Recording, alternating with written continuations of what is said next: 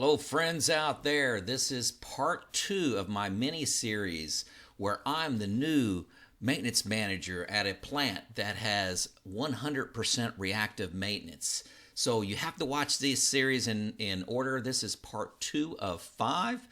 The name of the company is Coatco. Remember, we are coating metal sheet. And I've just been appointed the new maintenance manager. Keep in mind, I didn't say this earlier, but this process is scalable. This is the same process I use at a 150-person plant up to 2,000, and from 8 craft people up to over 400.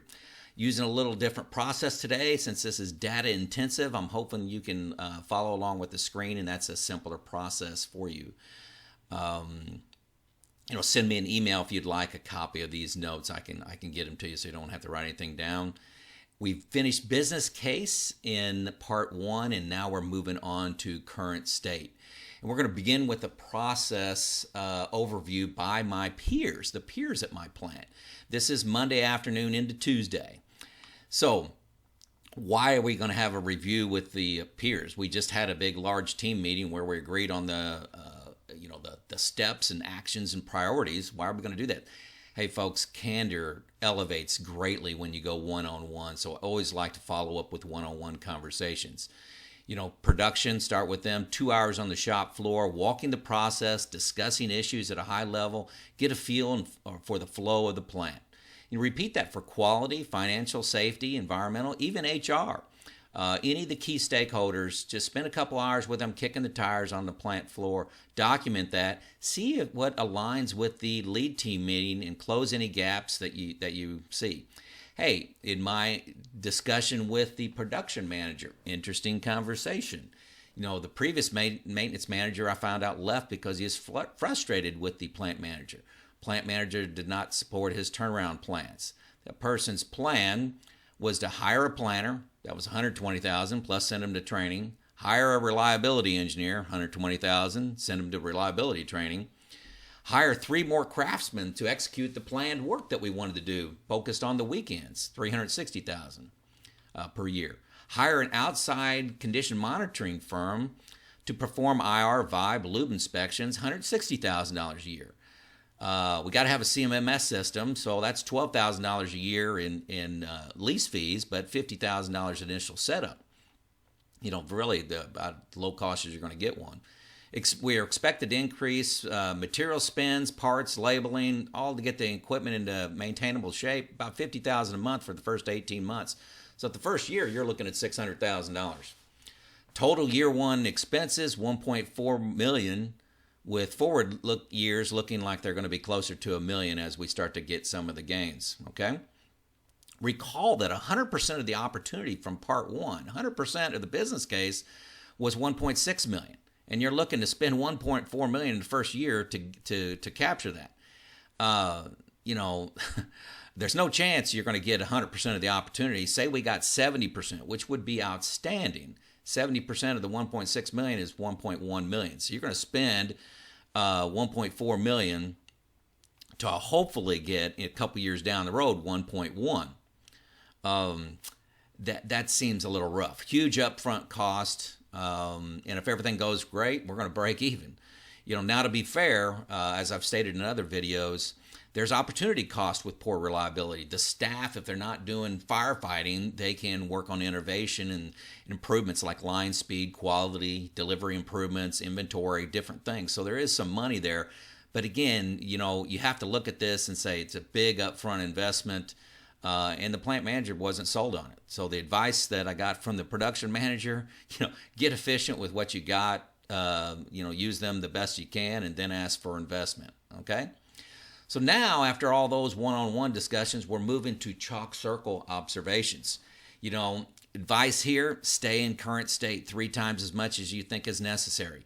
Billions of dollars are wasted in manufacturing, jumping to conclusions. And we'll have an example of that at my plant, Coatco.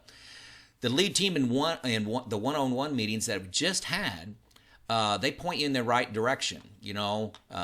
Obviously, some of those themes were we're experiencing a large number of unplanned downtime events. I think we're close to 15% unplanned downtime for maintenance. the duration of those events and the scrap associated with those events. We're missing a process to improve. Why are we going to be better next month? That's a fundamental question as a maintenance manager. Why are you going to be better? And you better be able to defend that. Keep these in mind as you observe. Your first 5 minutes of observing, tell a person what you're doing. You're looking to fix problems that frustrate them. Equipment is not running right. There's too many temporary fixes. They don't have enough parts, don't have the right tools. They aren't using any preventive maintenance techniques, or best practices. What frustrates them. I want your ideas on how we can do better. We're looking at connections, how you're working with other departments, and how you set priorities. Fundamentally, why will next month be better is what you're trying to get at. This is not a evaluation of their work ethic or their job skills.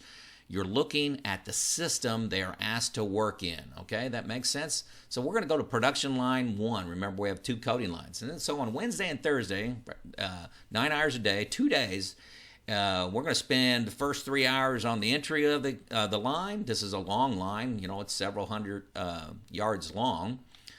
And then we're going to spend 3 hours on the exit of the line, then repeat. So we're just going to make sure that we do our chalk circle. We're not just spending 5 minutes out there. You're out there the entire day. This 9 hours a day captures 2 shift changes, the beginning of the shift, the end of shift, so you can see that handoff where a lot of waste is there. Look for the 7 forms of waste. Look Tim Wood's the acronym there. You can look that up, 7 forms of waste. Hopefully you're familiar with that. Look for rules in use. This may be new to you. Look for the standard work of one. Is everybody doing the same work the same way every time? Look at connections between maintenance, production, different operators. Fixed flow. There's always one way of doing things. They do it the same way on Monday and Tuesday as Wednesday and Thursday and Friday. Same in the morning as they do in the afternoon. And is there improvement? Is there an improvement cycle? So those are some of the rules you're looking for on the shop floor. At the end of each day, record the waste, put some hypothesis together on what you're seeing, just some personal notes in your diary there, some common themes. Okay, so that's line 1. You're doing it for 2 days. Then we're going over to line 2 and doing the exact same thing. That's Friday and Monday. So 4 days worth of observation of 2 coding lines. Then you're going to observe one of the craft people on day shift. There's 4 there. Just go to one of them. Observe them for 2 days. Walk around with them. Give them the same intro. That's Tuesday to Tuesday because you're going to do this on days. Then you're going to do it on afternoons and then on midnights. 2 days each. Make sure you capture shift changes. Note the start of shift efficiency. That's where a lot of waste is in that handoff. Look for the rules of use again. So 6 days of observing your craft. Good to get to know the craft people. Good to see 6 days in their life. Okay, now compare your observation to the team priorities up in the business case. How do your observations compare? Any major differences? Document what you see as leverage points. Okay, focus your actions that are going to be coming up on observations more than the KPI and judgments you got in the business case, because people are biased, number one, and it's easier to implement changes from things that you saw on the shop floor. They're much simpler changes than like add a CMMS system. That's complicated and cost money. We'll get there and we'll put that in, but there's simple things that'll come from observation. You'll see as I detail them here. So here's my code observations. There's a bunch of them. Hang on here. Hey, the crafts, let's say on afternoon shift, they divide up the equipment and take calls related to that equipment. Somebody takes line 1, somebody takes line 2, and somebody takes everything else. So we have 3 people, 3 areas. So in that third area is like compressors, the fume exhaust, water treatment, coating, mixing, HVAC. There's a lot of external equipment off the line. But they just divide up the work like that. And they rotate that every week. Communication across shift change is poor. Both for production and maintenance. Basically, nothing happens across shift change. People go in, they show up on the new shift, and they just try to figure out where things are. There's no touch hand relief. There's no standard morning meeting, beginning of shift meeting. There's just nothing. Events across shift change, like if there's a downtime event, it takes 60 minutes longer just to find out where the other person was. So huge problem when a downtime event happens across shift change. I observed 20 shift changes and observed 11 events that went across shift change, which is bad. Each shift, and remember I looked at 10 total maintenance shift, had at least 2 hours of no emergency calls. So the crew was just sitting there. The whole crew, the 3 people, were just sitting there for at least a couple hours. 4 shifts had 4 hours of downtime. I mean, where there was just nothing going on with them. D here, every shift, it was common to observe one mechanic busy. Like the mechanic on line 1 would be busy with 2, 3, 4 calls deep and things to work on, and the other folks were idle. They really didn't help each other out. They helped if they were asked, but it was kind of not really the culture there to ask for help unless you needed 2 people to lift something, unless it was a 2-person job. If you were backlogged, hey, that's just your tough luck for that day.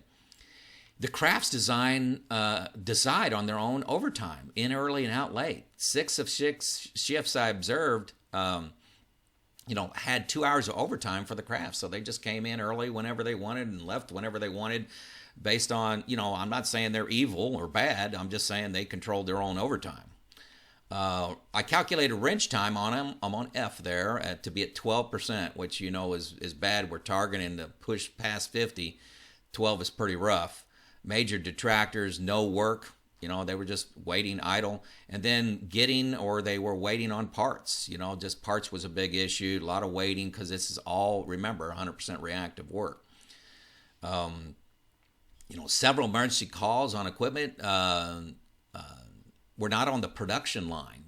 So people were randomly, going off the line to do things like a broken door. I saw a lot of those events, but let's say several emergency calls were repeats of previous work from either this week or last.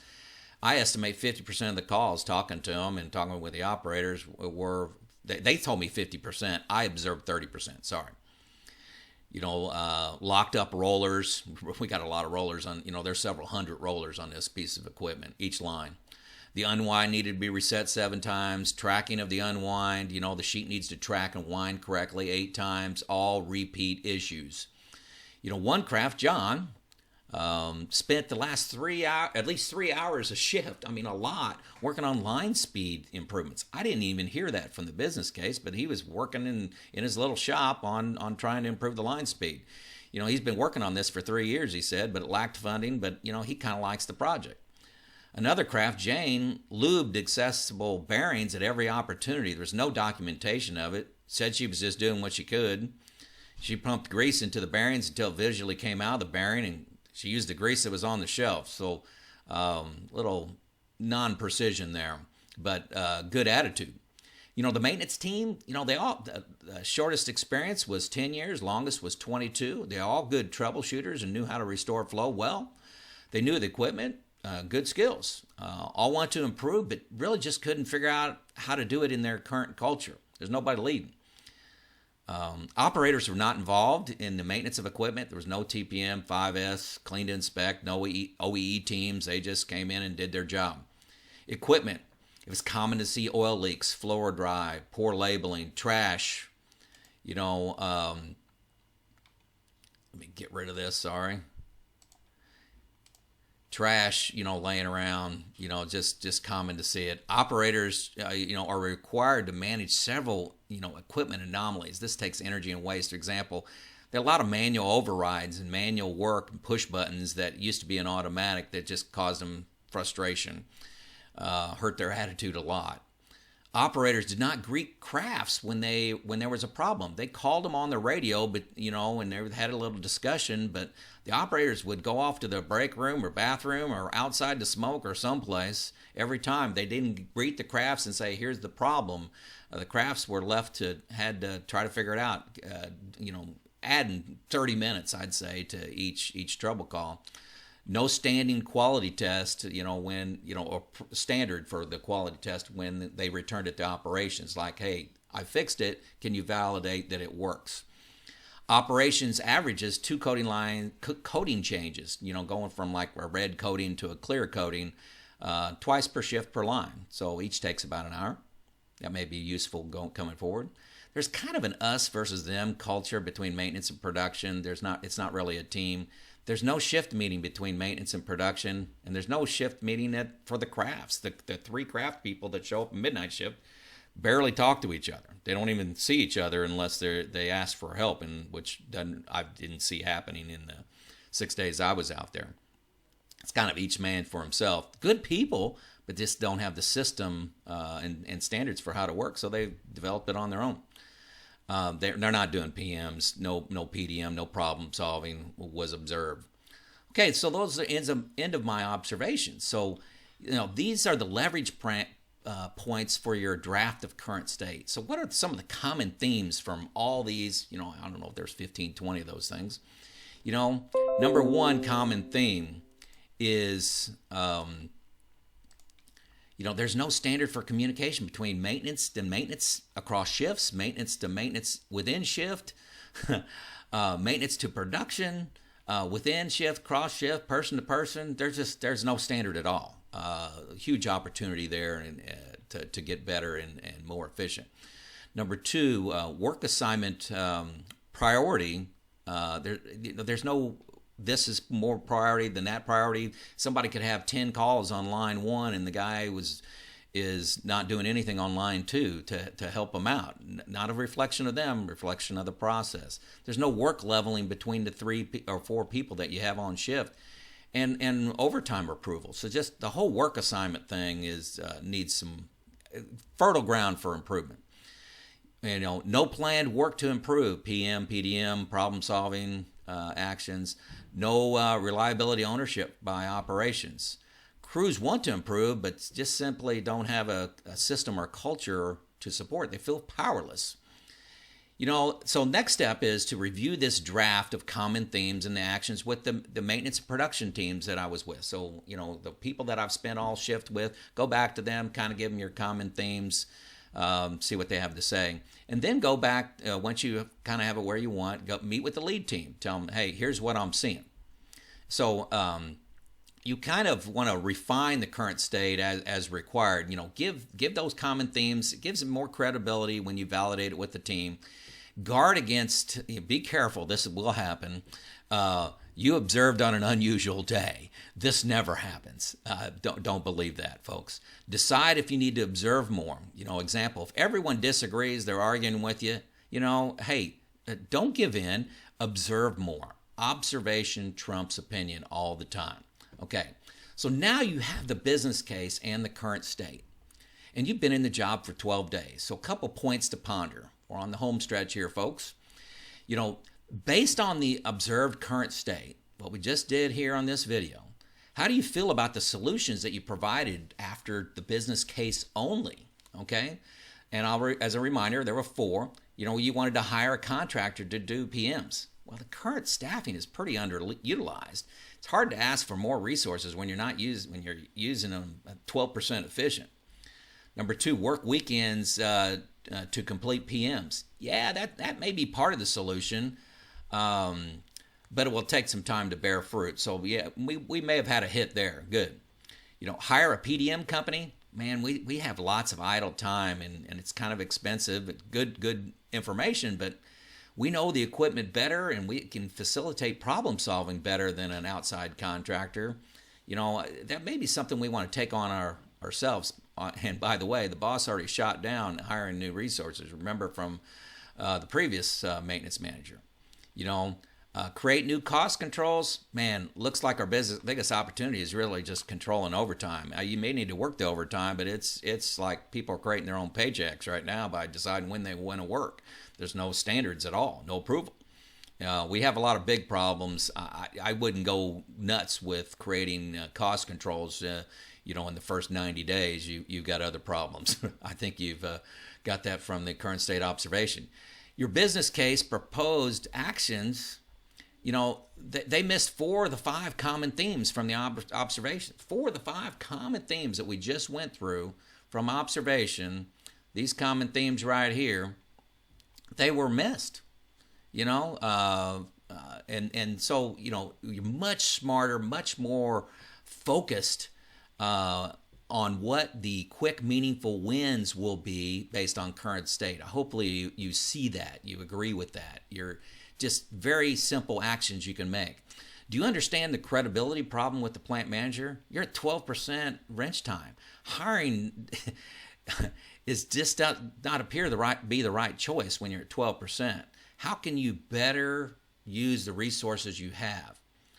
In the next video, we're going to select a target state. What will make meaningful momentum that all will recognize, and we'll be targeting action we can complete in 30, 60, or 90 days, okay? So we're going to try to get some momentum, get that flywheel turning, and get some excitement. These actions must be sustainable, though. We're not looking for a flash in the pan. They've got to be sustainable, got to align with best practices. I think we can do that. The results that we're going to get from this 30, 60, 90-day experiments, action changes, that's going to establish credibility, and we can ask for a portion to be reinvested. Say, for example, we do some things and get on a run rate to save a couple $100,000. Hey, let's ask for a CMMS system.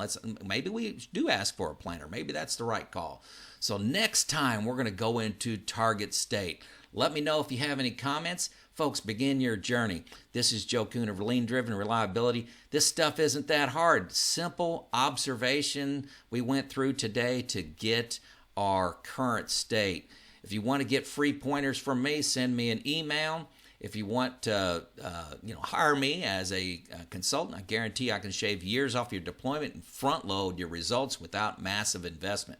Hit like and subscribe, folks. Thanks.